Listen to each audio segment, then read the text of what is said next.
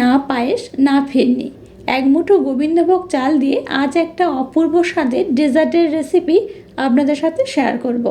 খুব কম সময়ে যদি অতিথি আপ্যায়ন করতে চান তাহলে এই রেসিপি জুড়ি মেলা ভার। আর এই ডেজার্টটা এতটাই টেস্টি হয় যে একবার খেলে এর স্বাদ মুখে লেগে থাকবে। যে একবার খাবে সেই আপনাকে ভীষণ প্রশংসা করবে আর বারবার বানাতে বলবে। নমস্কার বন্ধুরা, পম্পার কিচেনে আপনাদের সকলকে স্বাগত। আশা করছি আপনারা সবাই ভীষণ ভালো রয়েছেন। তাহলে চলুন আবারও আজকের অপূর্ব স্বাদের এই নতুন ধরনের রেসিপিটা দেখে নেওয়া যাক। আজকের গোবিন্দভোগ চাল দিয়ে যে দুর্দান্ত রেসিপিটা আপনাদের সাথে শেয়ার করব, তার জন্য দেখুন গোবিন্দভোগ চাল আমি নিয়ে নিয়েছি।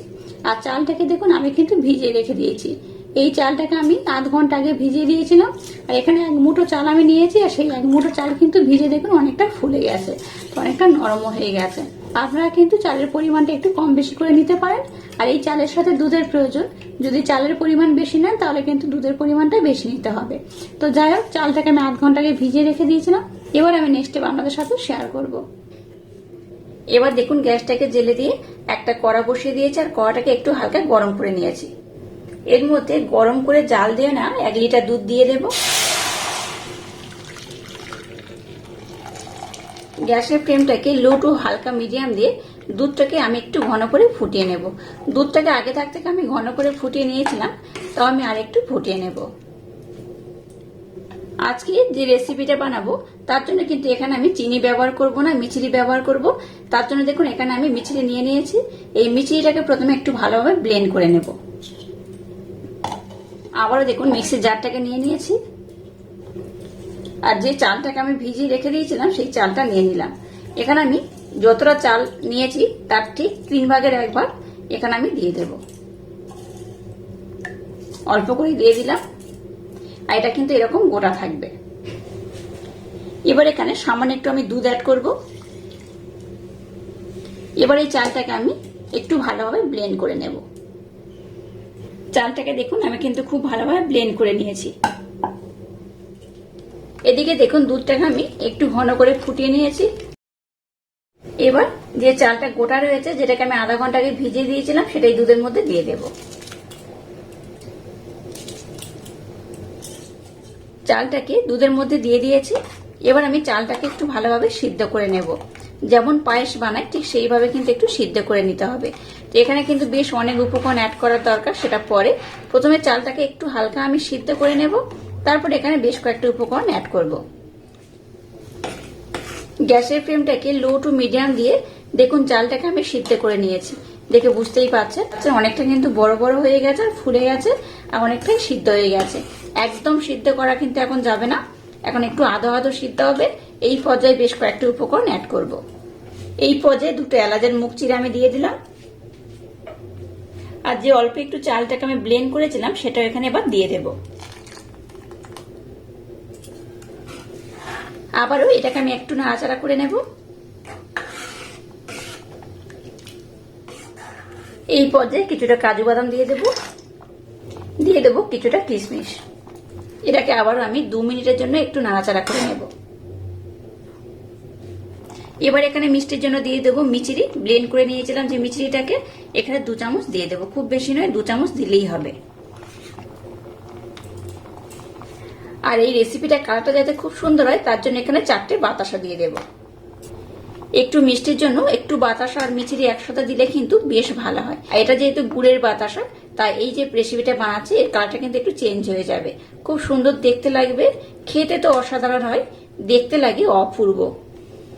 যে কোনো মিষ্টি জিনিস একটু লবণ দিলে মিষ্টির স্বাদটা কিন্তু দ্বিগুণ বেড়ে যায়। তাই এখানে সামান্য একটু লবণ অ্যাড করলাম। একদম শেষে মিষ্টির পরিমাণটা একটু টেস্ট করে নেবেন। যারা মিষ্টি একটু বেশি পছন্দ করেন মিষ্টির পরিমাণটা একটু বেশি দেবেন, আর যারা মিষ্টির পরিমাণটা একটু কম পছন্দ করেন মিষ্টি একটু কম দিয়ে বানালেই হবে।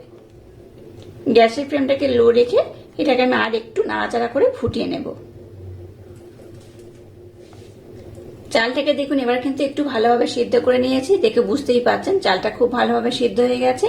আর একটার সাথে দেখুন একটা লেগে নেই, একদম ছাড় রয়েছে। তো এটাকে আমি খুব সুন্দর করে দেখুন বানিয়ে নিয়েছি।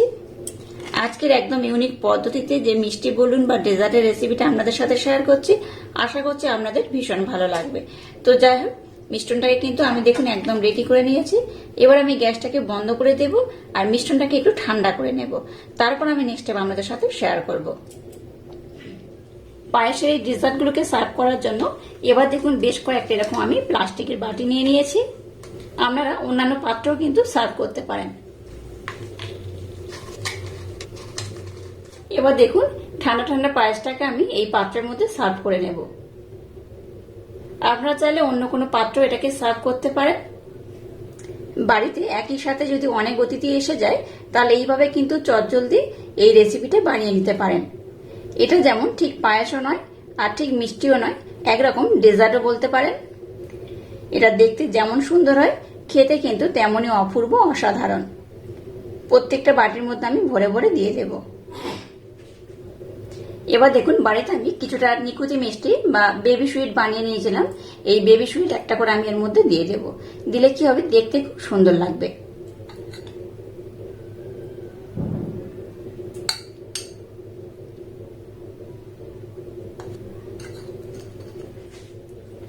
এবার উপর থেকে কিছুটা আমন্ড আমি দিয়ে দেব, একটু কি হবে দেখতে খুব ভালো লাগবে। এইভাবে সুন্দর করে যদি একদম সহজ পদ্ধতিতে আর সুন্দর ডেকোরেশন করে সার্ভ করেন, অতিথিরা তো ভীষণ আকৃষ্ট হবে। দেখতে যেমন সুন্দর খেতেও কিন্তু তেমনই অপূর্ব লাগবে। দেখুন সমস্ত মিষ্টিগুলোকে আমি কত সুন্দর করে সার্ভ করে নিয়েছি আর কত অপূর্ব দেখতে হয়েছে। দেখুন এটা দেখতে যেমন সুন্দর খেতে কিন্তু তেমনই অপূর্ব অসাধারণ। একবার এইভাবে এই ডেজার্টটা না বানালে ভীষণ মিস করবেন। তো এটাকে কিন্তু আমরা নর্মাল ফ্রিজে রেখে একটু ঠান্ডা ঠান্ডা সার্ভ করতে পারেন। যেহেতু এটা ডেজার্ট বানিয়েছি তাই কিন্তু এটাকে আপনারা নর্মাল ফ্রিজে রেখেই খাবেন, তাতে করে বেশি ভালো লাগবে। আর এইভাবে যদি একবার বানান দেখবেন অতিথিরা যেই খাবে সেই আপনাকে ভীষণ প্রশংসা করবে আর জানতে চাইবে কিভাবে এই মিষ্টিটা আপনারা বানিয়েছেন বা এই ডেজার্টটা কিভাবে বানিয়েছেন। আর যে খাবে আপনাকে তো প্রশংসা করবে, আবার বারবার বানানোর জন্য রিকোয়েস্টও করবে। অনেক বাচ্চারা দেখবেন দুধ খেতে চায় না, এইভাবে যদি একটু বানিয়ে দেন বাচ্চারা ভীষণ মজা করে খাবে। আর আজকের এই অপূর্ব স্বাদের এই ডেজার্টের রেসিপিটা যদি আপনাদের ভালো লাগে তাহলে চ্যানেলটাকে লাইক, শেয়ার, কমেন্ট এবং সাবস্ক্রাইব করবেন আর পাশে থাকা বেল আইকনটা প্রেস করে দেবেন। তাহলে টাটা, আবার দেখা হচ্ছে নতুন কোনো রেসিপি নিয়ে।